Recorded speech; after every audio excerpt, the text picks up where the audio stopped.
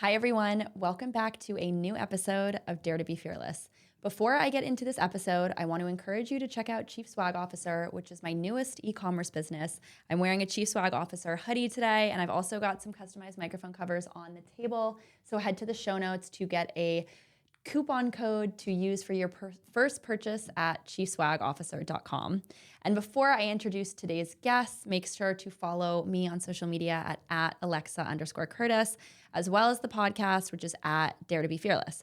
So many of you may have seen in October when I was asked to speak at Harvard for their Young Woman Business Conference. And I have to say, it was probably the most stellar lineup of women that I met. One in particular today, Rosie Jane Johnston, who is the founder of By Rosie Jane. Coolest company ever. Aww. Australianite, now LA. Yeah. Girl, I'm like, where do we even begin? Because you were a makeup artist for how many years? 19? Oh, yeah. I mean, I dropped out of high school. So I'm like a high school dropout. I Love. left in year 11. Okay. And my mom was like, look, you don't have to go to college, but you can't just sit on your ass, basically. Mm-hmm. So she was like, you've got to find something to do. I had done makeup in the school play. And I was like, all right, I'll do that. Enrolled in makeup school. So whatever age that is, 17, 18. Okay. Yeah, right around there. And never really looked back. And now I'm 48. But you look great. You look so good. We were just talking about menopause. I'm like, yes. I'm trying to learn about this. Like, I know. I feel like the menopause thing is like happening. It's like I'm looking fine, and then you're going to see me in like 3 years, and I'm going to have aged like 30 years.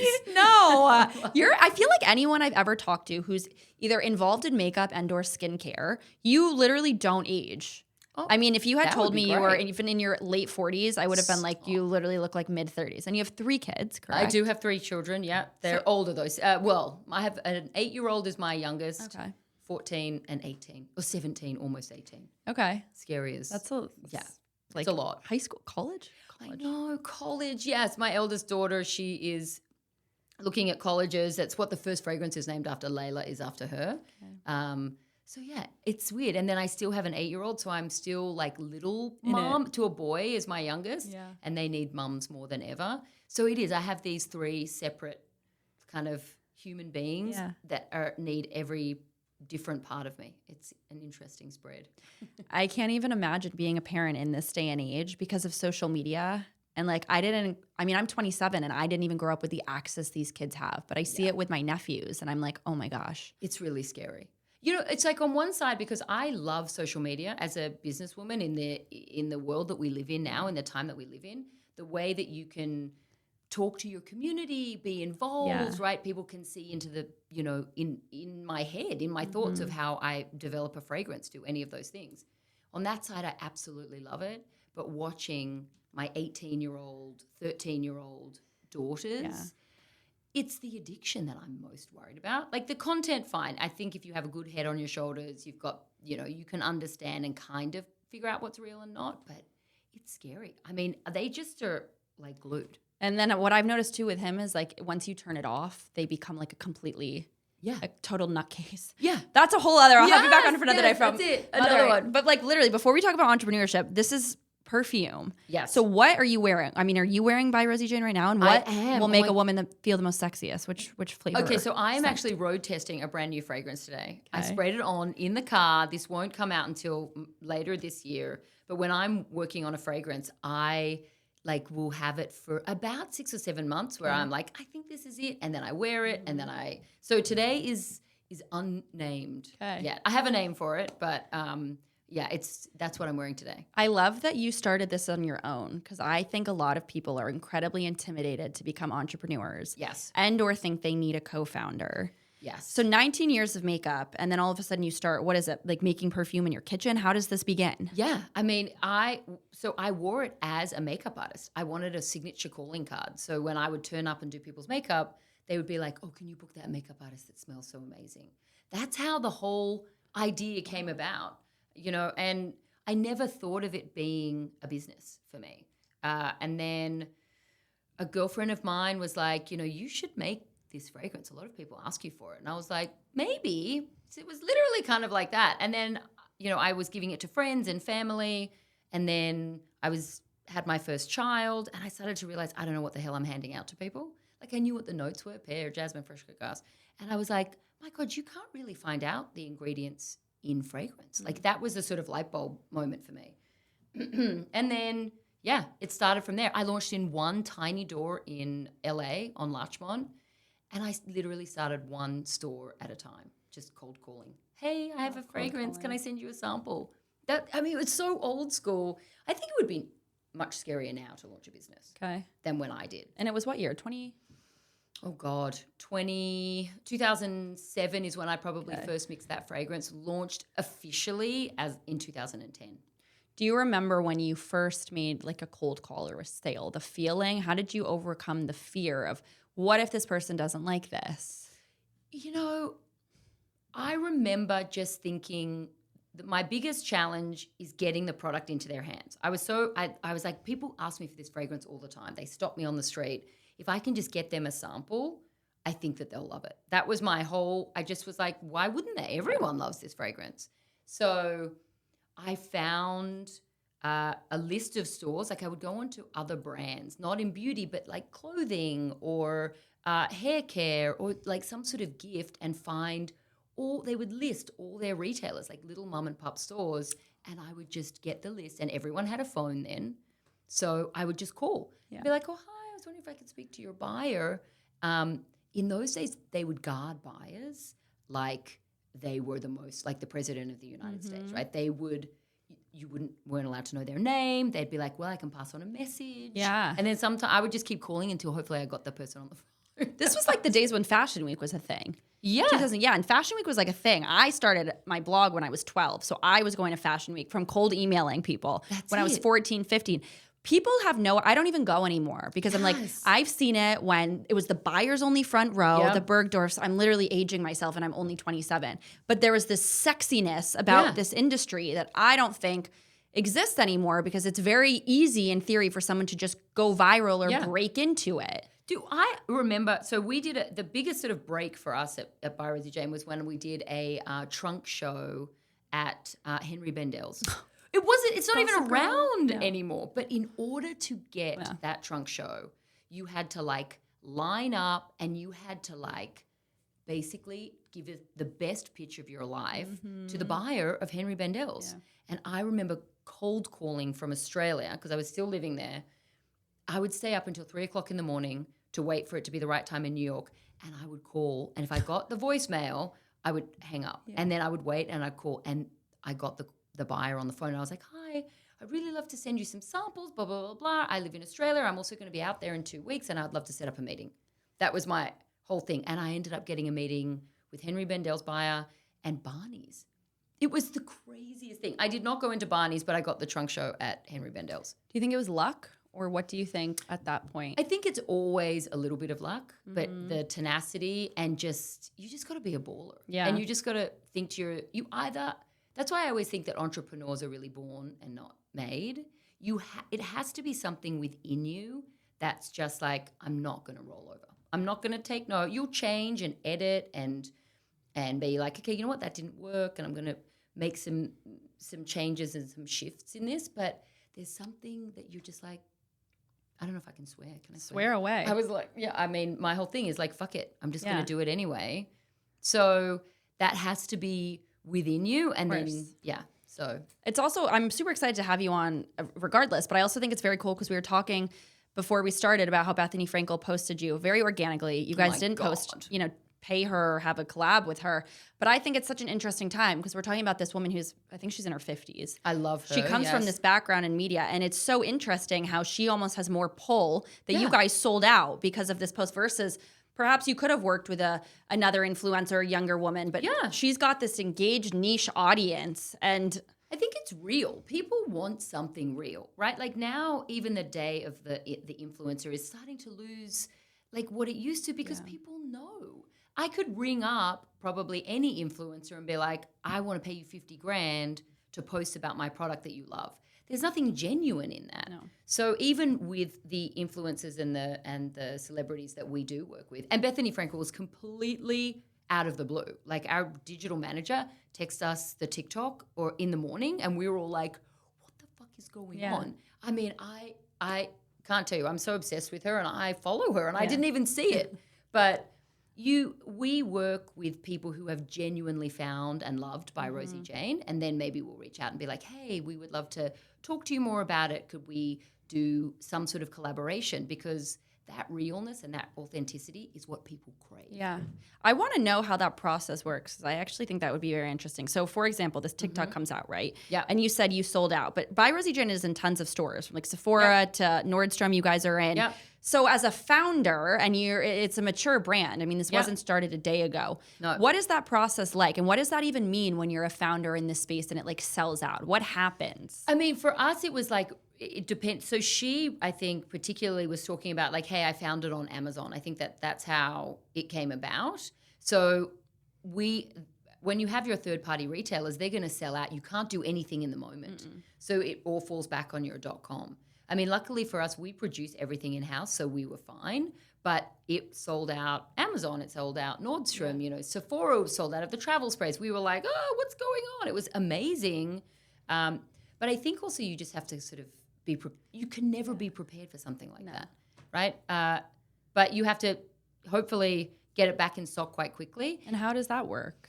I mean, you email your stores and you're like, hey, this just happened, FYI, kind of flag it for them so that they already are processing an order right behind it, even before it sells out, so that they know, and then they're sort of, maybe it will be out of stock for like 3 or 4 days, maybe a week. But there's also something wonderful about something that's out of stock. If it's out of stock, Scarcity. That's it, right? It's people are excited by it and then they're looking for it. They can add themselves to a list, a wait list or anything like that. You just don't want to make it happen too long. All right, so take me back to, so you start this and you're still doing makeup. Yep. You're living in Australia still. Yes. Cold calling places. Yeah. So you get Bendel's, then you get Bergdorf's. For those who are also like Gossip Girl fans, like I am, and OG, we're talking like Blake Lively days if we're even allowed to talk about Blake nowadays. I know. Oh God. But those are like the Gossip Girl days. Yeah. So what happens? You're in Bendel's and you're doing makeup. How are you funding this on your own? Because I didn't have more than, I think we had one product we had at that time. It was Layla Lou. So it's so crazy. When I think back, I don't even know how I fully funded it. It was just, we would do everything as money would allow. That we had no marketing plan. I had no sales plan. I just thought, okay, if I can make $1,000 in sales, this week or this month, we'll be able to make more bottles, right? I was hand filling them. We were hand stickering. We didn't have exterior packaging except for a bottle and a sticker with a swing tag on it because we couldn't afford the production. So it was so unplanned. I think that is how I was able to survive. Now when you go into it with and sensibly probably, with a much bigger plan, you have budgets and you have what you have to hit in order to do this. I had no plan other than get it into one store, get it into 2 stores. Oh, great. They kind of love it. That was sort of the momentum of it. I didn't have like a 5-year plan or even a year plan. Would you say that sense of being naive enabled you to grow and become a more not only mature but successful founder versus if you were like, this is the 5-year and 10-year plan, and if we don't make $10 million, the XYZ? Yeah. I don't know if it made me more successful. I think that everyone has their own road to success, and I think that there are so many different kinds of ways of running a business. I think for me, that sort of inexperience let me. I was a bit more free. I wasn't so pressured. There's so much pressure even now to grow. And you're like, which is, bring on investors, do this, do that, and this idea that growing at anything under, triple digits is considered just, you're basically standing still, is just ridiculous because you've just got a few companies at the top that are really dominating that narrative. So I just think it allowed me to really kind of pace myself, learn a lot because I was a high school dropout. I didn't know anything about business. Me too. I did. The fact that we both spoke at Harvard and both dropped out of high school, what the fuck is this? Oh my God. That was the thing that I wanted to say on the stage. I was like, oh, are they going to be like, get off the stage? No. I was like, so I didn't go to college. I actually left school in year 11. Wait, hold on. But how did you, I know, I kind of I finished online, but I wouldn't say I should have, it was an unethical program. out. But your parents, your family. No, they were I came from a pretty eclectic, eccentric Okay, family. one of these. No one in my family. Okay. Only one member of my family went to college. Wow. I think only, I'm going to say my daughter Layla and maybe my brother are the only two to finish high school. Okay. My dad was Interesting. a restaurateur. He left, he was like 16 when he left school. But in those days, it was sort of the norm. Maybe my mum finished high school. I don't even know. It wasn't that crazy. But no, we are not an academic family, but we're a very creative and passionate family. Love that for you. I'm the same way. I literally just came from speaking out of high school, and I literally said to the kids, and I also feel guilty being like, I dropped out of high school, and like it's not cool to do. Yeah, you don't want to like project, No. like, yay, do it. But It is so classic entrepreneur. That's why they're like college dropout, etc. Yeah. I want to go back to something you just said about entrepreneurs being born into it, or not made. not made. Where does your philosophy come from on that? And do you think it has to do with like nature versus nurture, your upbringing? I think it's just I think that there's both, right? So I think it's what you're exposed to, right? The amount of belief you're given that anything is possible. And then I think it comes from how much drive you have to make anything possible and to sort of believe that something can be bigger and better than maybe what's in front of you.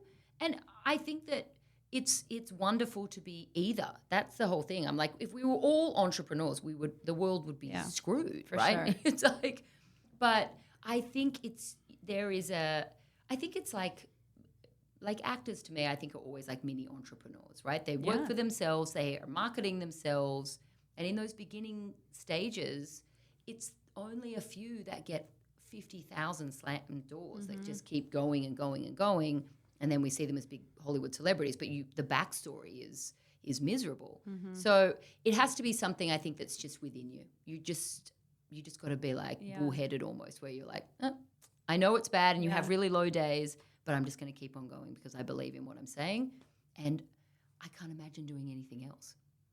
That's the hardest thing, I think. I think that's why they say like overnight successes usually take 10 years. Because is there ever? I don't know one story of overnight success, unless it's like a lottery. I mean, even then, I don't. No. It's everything takes work, and even if you get the luck in the beginning, you'll pay for it at the end, right? I feel like it's always there. You always are going to have to put in the hours and pay your dues for wherever you are. So at what point did you decide, like, okay, this can become a real brand? You're in 2 stores. It was Bendel's and Henry. No, I mean, Burgers? Bendel's, we weren't even in there. It was just a trunk show. So Okay. you just go and do a weekend. And you're like, hi, do you want to sell my perfume? I mean, you're literally like selling your wares. Yeah, like farmer's market. Yeah. And in Bendel's, people are like, no, I don't want that. I'm here to buy the goddamn Bendel's candle. Was it just you at the trunk show? Yeah. Just you. It was me. And then one year I did it with one of my closest girlfriends, who I'm still friends with now. She was a producer. She had moved to New York. And I was like, will you come do this with me? She was like, yeah, I'll take the day off of work. And we wore like blue jeans and white T-shirts because that was, we were like the casual brand. And we got into Bendel's and they were like, I'm sorry, you're not allowed to wear denim on the floor. So we had to go and buy from like Marshalls. Yeah. Like she wore like a pencil skirt. I wore like these like shitty black slacks, not representing by Rosie Jane at all. But yeah, it was me and her. But that was it. Bendel's had clothes though, right? Why didn't you just buy them there? Oh yeah, because one item of clothing was like $10,000. I knew you were going to say this. I just wanted to confirm that you weren't like, oh, I don't like the clothing, so I went to Marshall's. Oh my God, no, it was so expensive. And I was sleeping on her couch in her studio apartment. And so, yeah, it was crazy. Then what happened? Then we just started to really kind of get this wonderful organic following. We had gotten a lot of independent stores and probably like 25 at that point. We went into, I think it was Anthropology was our first kind of big break. I could see this for them. And it was like, but they'd merchandise it when we went in bowls because we didn't have packaging. It was just bottles, these little roll-on bottles. We didn't have eau de parfum. So we launched in there. And then there was just momentum, but I don't ever remember the sort of watershed moment was Sephora for us, which was 2018. So from 2010, essentially, so for 8 years, it was a slog. But and it's paying still your now. But it's paying your bills. Yes. Early on in that. I mean, I was still doing makeup. Yeah, okay. So I was pretty much a full-time makeup artist, and Rosie Jane was my side hustle. So I was doing makeup 5 days a week. I was like a celebrity makeup artist. So I would do red carpet In LA. In LA, and I had like my amazing clients. And I ended up being more of a groomer than a makeup artist towards the end. Sounds like a pimp. What does that mean? No, it does. It sounds like a fluffer, like I'm pre-porn. a groomer for Jennifer Lawrence. Oh my God. No, groomer is for men. So it's different. I don't know anything about makeup. My God. Yeah, but I know, in old porn days, makeup artists, or there were these people that come on and they're called fluffers. Okay. And they would get everybody excited. Of what? Before the show. Oh, woohoo! So, but I was just not to a fluffer. clarify, you were not. I was not a fluffer. I was a not groomer. fluffer. Groomer, So not a fluffer. makeup and hair for Fine. mainly Okay. men. Interesting. But yeah, I did it for, right up until I stopped doing it. But that paid all my bills. My husband is now he's a landscape designer, Okay. amazing. But then he was mowing lawns. I mean, we had like a household income of like $3,000. Great. It was insane. Yeah. Yeah. It was Back in crazy. 2018, though, that $3,000 would have gone even further than it would have gone. Oh my God, I had a great apartment Yeah, in Hollywood. We had of a great course. apartment. Dude, I don't know. It was so crazy. Times are different. Yeah. Can you say any of the celebrities whose hair you've groomed or? Yeah. I mean, I worked with John Mayer forever. He was my favorite. Bryan Cranston. God, I did so many. Gary Oldman. Okay. Tons. So cool. Yeah, it was wonderful. I mean, it was the best job. I loved it. Yeah. And I did girls and guys, but it just sort of I had much more of a rapport with men. I just don't think I was a very good makeup artist. Really? I mean, I think it was okay for Okay. women, and I definitely had my clients that I would like nail them. That sounded crazy. I would especially with. Should we start like an OnlyFans? I feel like we should start an I OnlyFans. never did that with with any of my male clients, but with the girls that I did, I got their look down. I just knew it. It was always like the better version of themselves, but the true artist that they're artist. Dude, that just wasn't who I just couldn't do it. So I think that's why I worked better with men, because they didn't need a lot. It was just hair and making their skin look kind of dewy and good. I never see enough about a day in the life or what it's actually like to be a celebrity makeup artist. What is something that someone wouldn't actually know about that form of the industry? Gosh, I mean, I think now because of social media, you can see there are so many incredible makeup artists, right, that have also got all these amazing makeup lines. I think it's very entrepreneurial. You are selling yourself all the time. You're showing up, and I think the relationship that you have with your clients is very personal, because you're in their space. You're touching them, your hair. You're there for the best of times, and you're there for the worst of times. So you really become like close and like a confidant. Yeah. So it's wonderful. I always loved that role and that job. And when I stopped doing it, it was more out of the fact that I felt like I was taking up space when my head was somewhere else. You have this incredible opportunity to work with these really like brilliant artists and musicians, and you've got like a musician like strumming, like working on their song right next to you, and I'm thinking, I've got to fucking get home. Yeah. I've got 34 emails to answer, and at that moment I was like, I need to give this up to the universe. Someone else should be here that loves it more than me, because I just didn't feel right. Yeah. No, that makes sense. That seems like it could be also a bit scary. But now that you're talking about, your career as a makeup artist, it makes sense to me that you pursued by Rosie Jane as a solo founder. Yeah. In this day and age, though, I think in this tech world. Yeah. And I ended up relocating for a while from LA to Austin during COVID. And I was around, these serial younger founders, especially in the CPG space, and they're making so much money.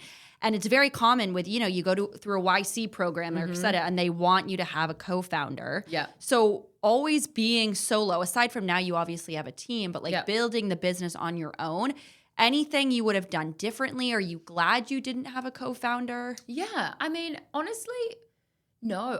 The nice thing about having a co-founder is to have that bounce off. right? That's the hardest thing about being a sole founder. And I'm founder, CEO, CFO. I'm really everything. We're still a really small team. How big? We're 10 That's big. people, but we have manufacturing included in that. So we fill and produce all of our own product. Okay. So in our core team, we're 5. So but that's what I think, like my husband has a partner in his work, and I see this, like, they're able to bounce ideas off of each other and be like, hey, do you want to do this? Or you take that and I'll take that. When you're the only person, you carry the entire load. Yeah. And you kind of have to have the good and the bad on each shoulder. And you're like, should I do this product? I don't know if I should. I'm like, that's the toughest thing. So, but now, I have an amazing GM that I call her my business therapist, because I call her and I'm like, I don't know what the fuck I'm going to do today. Blah, blah, blah. This is happening. That's happening. So it's hard, but it suits my personality well. That's how I feel. Who do you call then, or who mentors you, or / how do you find a mentor? So for me, I think probably one of the most important mentors for me. My parents were entrepreneurs, so that really helped a lot. But honestly, probably later in life, my journey, when I found Cal, who I work with now, who's our GM, she started just as a very small consultant helping me with paid ads. But she had been very high up at many companies and really understood that corporate world. I would call her with every single question. And I think it's important to have somebody like that really knows the ins and outs. She's very analytical. She's very data-driven. And I'm more creative and like, well, no, I know the data is telling me this, but I'm doing it anyway. Because I feel like sometimes too much data kills creativity. That makes me feel better, because I pretty early on with Chief Swag, which is my e-commerce company, I hired a consultant that I had met, and I paid him and have paid him a significantly high amount of money. However, there's so many things I have no idea what I'm doing, especially with the spreadsheets and the money. And do you feel like as a founder you can't know everything? No. And even now, I feel like we've just had like a really solid budget probably for the last like 2 or 3 years, right? So, and it's overwhelming to me. Sometimes I'm like, I cannot look at it, because what I want to create and what I want to do, which is all emotionally driven and environmentally like driven for me, what am I being inspired by around me?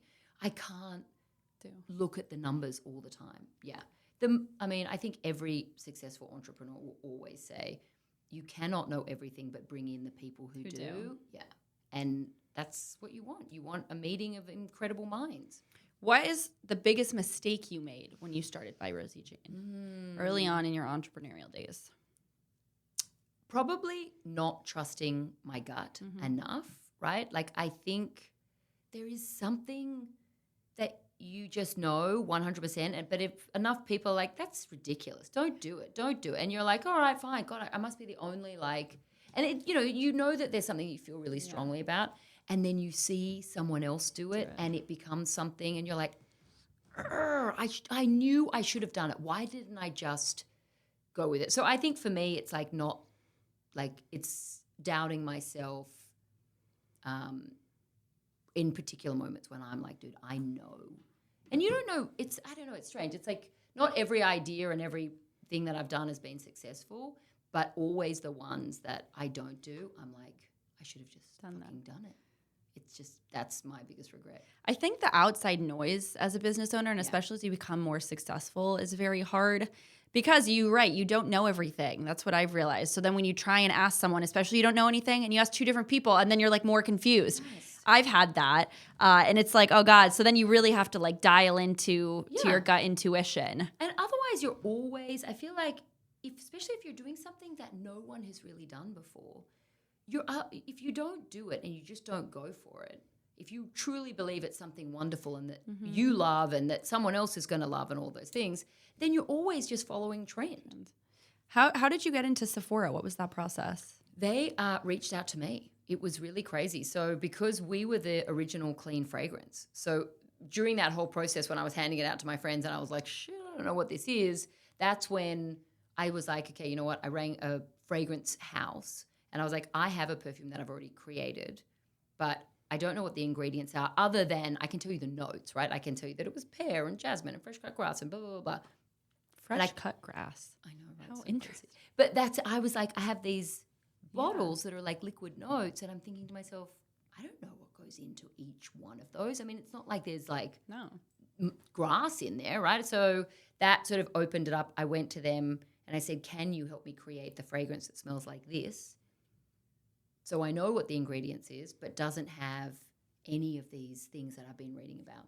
And they were like, let's try. And that's sort of how it kind of opened up. So we were the original clean fragrance. And then I think Sephora had huge success with clean and like non-toxic beauty. And they were jumping into fragrance in 2018. And we were just one of the lucky 6. You have incredible skin, just like overall aesthetic. Oh, thank you. What is your routine? Oh gosh. I rotate like a bunch of different things, but I love I always forget it. Pure Botanicals. Oh my God, you know what actually is so crazy and it's brand new is YSE. It's Molly Sims' line. They have an under eye brightening serum. Ooh, all right. Oh my God, it's really amazing. Yes. Okay. But it's simple. I would call myself a lazy groomer. Okay. So I wash my face at night. I use nothing drying because I'm menopausal. God damn it! It's every time I say that I'm like, what the fuck? You're so hot. So I use like a cleansing oil. Yeah. I use retinol, and the other thing that I've done just in the last year is I do a regular facial.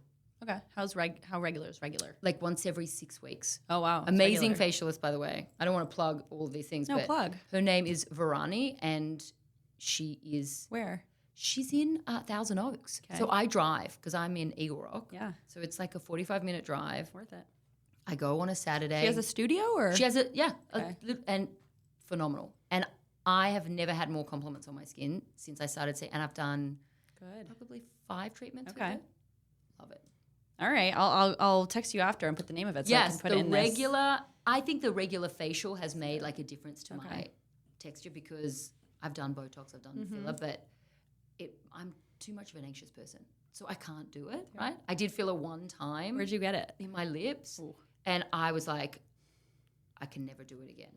Also, and then I've done Botox here, and then I constantly am like lifting my eyebrows because I get this. I'm like, oh my God. What if I can never move my eyebrows again? So I'm just like, I can't do it anymore. Oh my God. And I'm saying that now. It may change. Yeah.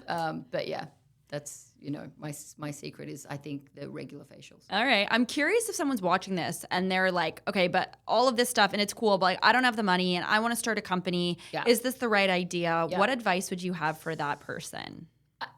I think if you can start, the most important thing is to make sure that you have something to say. Right? Don't just jump on something that's already out there, right? Like there's 10,000 skincare lines, right? Unless you have a different way or something maybe that is, feels a bit revolutionary, or then I feel like you've got to make sure that there's the message there, right? You've got to have something on the market. Then I think start small, test it. Like with my fragrance, I gave it to all of my friends first. I then put it in one boutique, But it's 2 different roads. You can either go that way or you can be like, I've got this badass idea, and you go and find funding and then you do that route. Both equally wonderful and equally daring. I always don't want people to think that just because you get money, it's not scary, because it is. But I just think take it small. Don't sort of feel pressure to be something that you're not yet. It's like, one step at a time. Your story is amazing too. You've done exactly that. And I think if you can retain control early on, it's a game changer. And you self-funded, I'm assuming. Did you ever take outside money? No, I haven't. I borrowed like 25 grand from my dad when I very first started in 2008, when I was like thinking about it. But then it didn't really go very far, as I found out. We couldn't afford to do boxes. We couldn't do. I was like, also, I got letterhead. Okay, I just want to point this out. This was probably the biggest mistake. I used money to get pre-printed letterhead with like a backing and my logo on the top. Not worth it. It's like such a 1990s move. I was like, what the fuck am I doing? And what happened to all the inventory?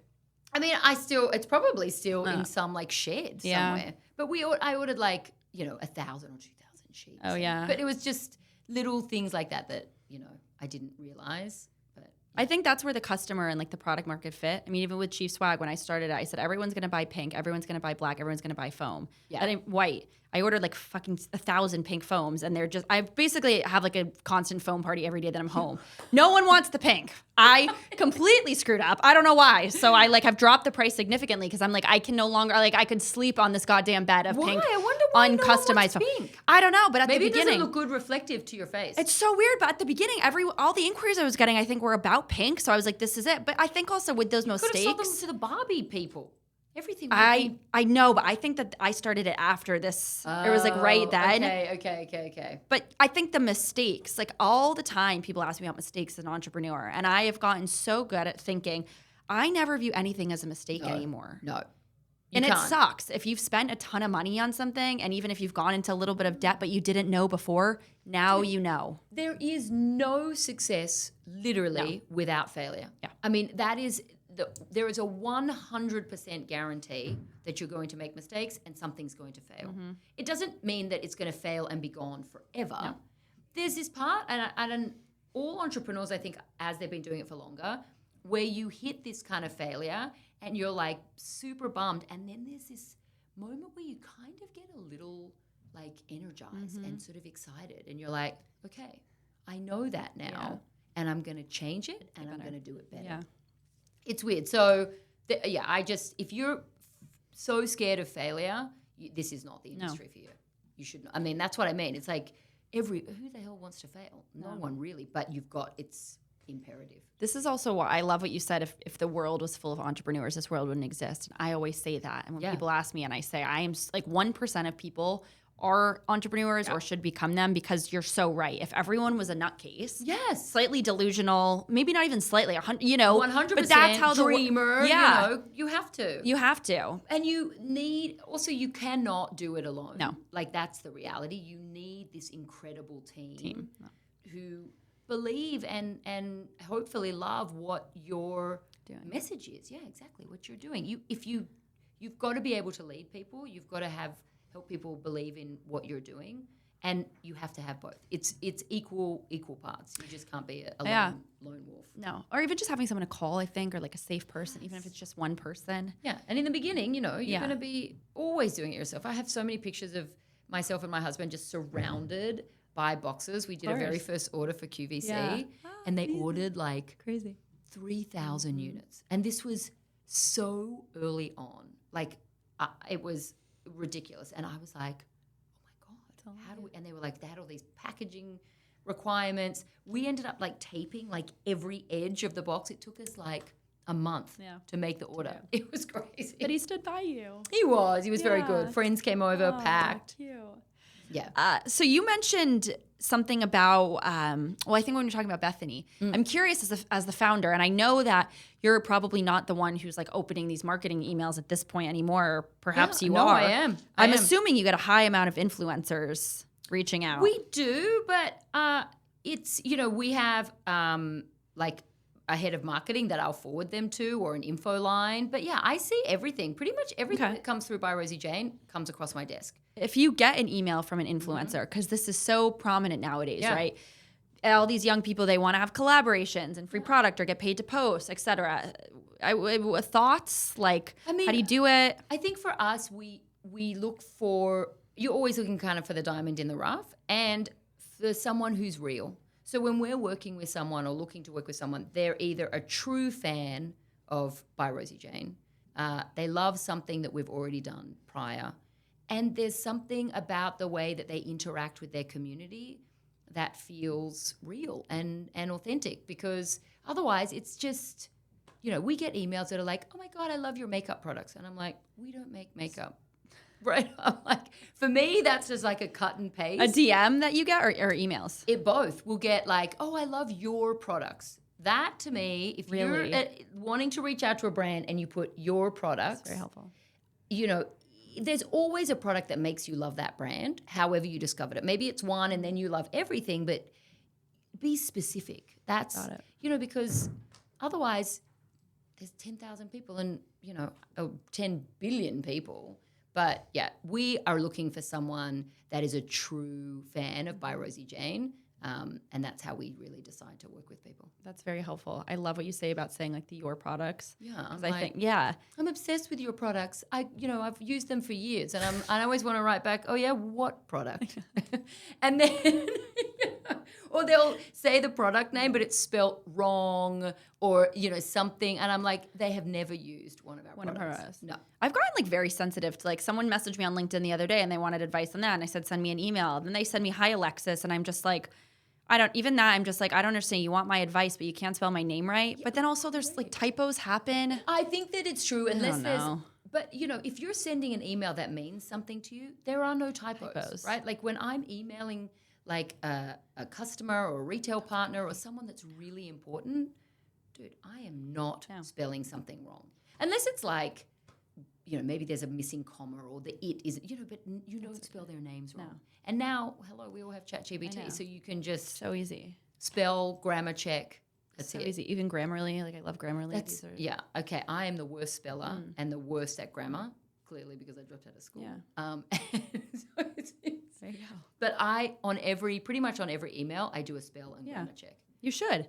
That's how to be a successful person, entrepreneur or not. And that's what I'm assuming that the person who's asking you, this is an important, they're thinking to themselves, gosh, I hope she responds. I didn't though, because I don't know. I felt like, I'm too busy to have to think like you're not too busy to like have written my name. I don't know. Agreed. And by the way, that's how you sort through stuff. Yeah. And here's the thing. If they are someone that is an absolute baller, they'll email again and be like, hey, I'm sorry, I realized I spelled your name wrong. I test people on this. And when people follow up, I reply. But there's many times, I bet you get so many people, especially, after a Harvard or something. And I notice that, 1% of people will email, ask to be mentored, blah, blah, can I have advice? 1% follow up when I don't reply. And it's always the 1% that I say, okay, I'll mentor you, or okay, I'll get on a call. Because they're the cream of the crop. They're the ones that you care. Like, you're persistent, and passion. There's that. And that's even when we're interviewing new team members or anything like that, I don't care about college, obviously, in that way. I'm not like looking to see that. I want to see the experience that they had prior and have they done their research about the brand that they're applying to. They don't have to have loved By Rosie Jane, but maybe they saw the job come up and then I go and we interview them and I'm like, so do you know much about By Rosie Jane? And they're like, no. And I'm like, okay, this is a cross off. Exactly. I'm like, if you want to work for a company, at least have the time, find the time to like go and be like, oh yeah, I know you're a clean fragrance brand. I love clean beauty. I thought you were at Sephora, blah, blah, blah, whatever it is. And that's, but. So that's what you look for when you're hiring. Okay. People who, have a passion for the industry that we are in. And I think people who just have a passion and are willing to do whatever. I mean, the very first job I ever got, I lied my ass off, right? Fake it till you make it. Yes, right? I was like, yes. And when I first moved to LA, I was a hostess at the Ivy. Okay. Which is, I don't even know if it exists on Robertson. Oh, it does. But I was Santa Monica and Robertson. And they were like, have you been a hostess before? And I was like, oh, yes, very. And I made up all of these restaurants in Australia. And I was like, yeah, look at them. And I got my dad and my sister to be a reference. It's like you do what it takes to like get the job and then deliver. And luckily I was able to do it. But yeah. You make it happen. Yeah. Rosie, what makes you fearless? Probably my babies, my kids, my family. The support of knowing that I have this incredible family makes me think, fuck it, do it. What do you have to lose? Nothing. Yeah. Just you've already done it. You've already done it all. No, so now anything. It never changes. I can tell you that the way that I felt 10 years ago when I started By Rosie Jane or 15 years ago, the same insecurities stay with you. I used to think all the time, oh, once I hit XYZ in sales, once I do this, then I'll be like, whew, I've made it. I'll never have any self-doubt again. How do you quiet it then? I just think you learn to live with it. It's almost like a driving force at the same time. But yeah. And the reality is, and I'm sure you find this too, most people, especially entrepreneurs, we don't know what the fuck we're doing. No. We're just going for it. We're like, and there's any entrepreneur that you're like, how did you do what you've done. And you're like, look, it was tenacity and luck and work there's no like playbook. So No, there's not. yeah. So I think knowing that you have people supporting you is what pushes you to be fearless. That's why they say entrepreneurs are flying the plane, learning how to fly the plane as you're flying the plane. Yeah, or building the Building plane as as you're we're flying flying it. Oh my God, which is 100% true. Well, to my fellow high school dropout, Yay! thank you for starting an incredible, clean Thank perfume brand. You are incredible. Oh, thank you for having me. This is so lovely. I know. know. And you're the same. You're doing Oh my exactly God. the same. Well, I want to get you guys some covers. I really appreciate you coming in. Everyone can buy Rosie Jane at Sephora, Nordstrom, byrosiejane.com as well. Thank you. Thank you for everyone for tuning in to another episode of Dare to be Fearless. Head to the show notes to find out more about where to buy Rosie's product. And I hope if you got anything from this episode, it is so important that you do not give up. And if you are trying to pursue entrepreneurship and it's too painful for you, then either try again in a few years or stop, because it's really, truly not about, I think, what they say about the destination. Or find someone to support. Yes. And be like, I'm going to be part of their vision and support them. And that's how you have to do it, because also working for a startup, et cetera, can give you like access to this world of craziness if you want it. Yes. So thank you so much again for tuning in. Head to the show notes if you want to find out more about her line, and I'll see you next week for a new episode of Dare to be Fearless.